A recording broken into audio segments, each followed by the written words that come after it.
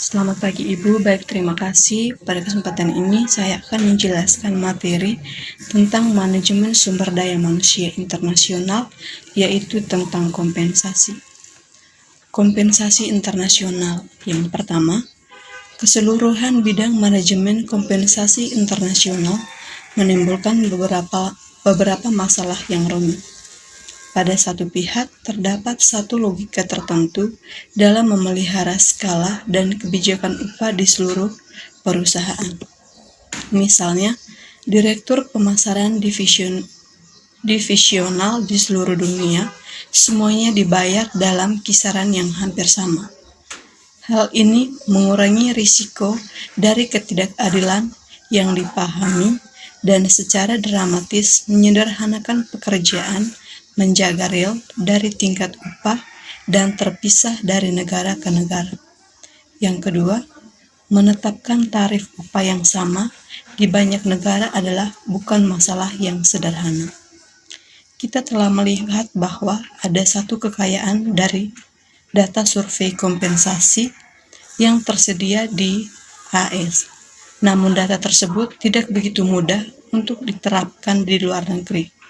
Sebagai akibatnya, satu kesulitan terbesar dalam mengelola kompensasi total pada tingkat multinasional adalah menetapkan suatu ukuran kompensasi yang konsisten antara negara-negara yang membangun kredibilitas baik dalam negeri maupun luar negeri.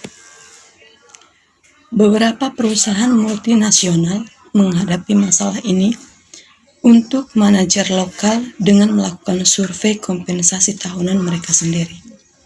Sebagai contoh, Kraft melakukan suatu telaah tahunan atas kompensasi total di Belgia, Jerman, Italia, Spanyol, dan Inggris. Kraft berusaha untuk memelihara satu kelompok sampel yang cukup konstan dari peserta telaah atau perusahaan-perusahaan dalam surveinya. Dia selanjutnya memusatkan perhatian pada kompensasi total yang dibayarkan kepada masing-masing dari 10 posisi manajemen senior yang dipegang oleh orang-orang setempat dalam perusahaan ini. Survei ini meliputi semua bentuk kompensasi termasuk uang tunai, insentif jangka panjang dan pendek, rencana pensiun, tunjangan medis, dan penghasilan tambahan. Kraft selanjutnya menggunakan data-data ini untuk membangun suatu nilai bersaing bagi setiap unsur upah. Informasi ini pada gilirannya menjadi masukan untuk kenaikan gaji tahunan dan perubahan yang disusulkan dalam paket tunjangan. Pendekatan paling umum untuk merumuskan upah ekspatriat adalah menyamankan kekuatan pembelian di semua negara, sebuah teknik yang dikenal sebagai pendekatan neraca seimbang. Gagasan dasar adalah bahwa masing-masing ekspatriat hendaknya menikmati standar hidup yang sama dengan yang dialaminya di tanah airnya.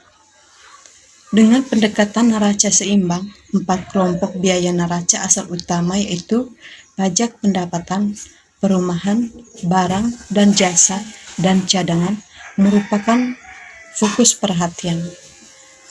Majikan memperkirakan apa yang masing-masing dari 4 biaya ini yang adalah untuk negara asal ekspatriat dan juga apa yang masing-masing dari keempat biaya ini diharapkan ada di negara asing ekspatriat.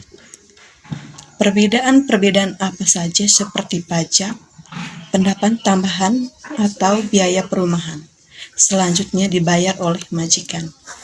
Dalam praktik, ini biasanya berkurang untuk membangun kompensasi total ekspatriat sekitar 5 atau 6 komponen terpisah. Kompensasi internasional cenderung menghadiahkan upah insentif jangka panjang bagi manajer luar negeri.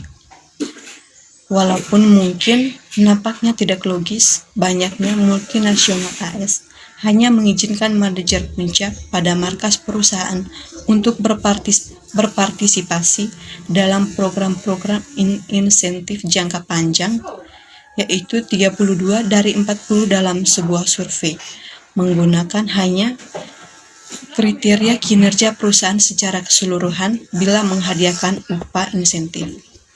Komponen kompensasi ekspatriat yang khas terdapat beberapa poin. Yang pertama, tunjangan meninggalkan rumah dan perjalanan. Yang kedua, premium untuk tugas luar negeri dan kesuksesan. Yang ketiga, tunjangan relokasi dan pindah. Yang keempat, tunjangan perumahan dan utilitas. Yang keenam, penyesuaian untuk biaya hidup. Yang ketujuh, pembayaran peradaban atas pajak. Yang ke-8, tunjangan pendidikan untuk anak-anak.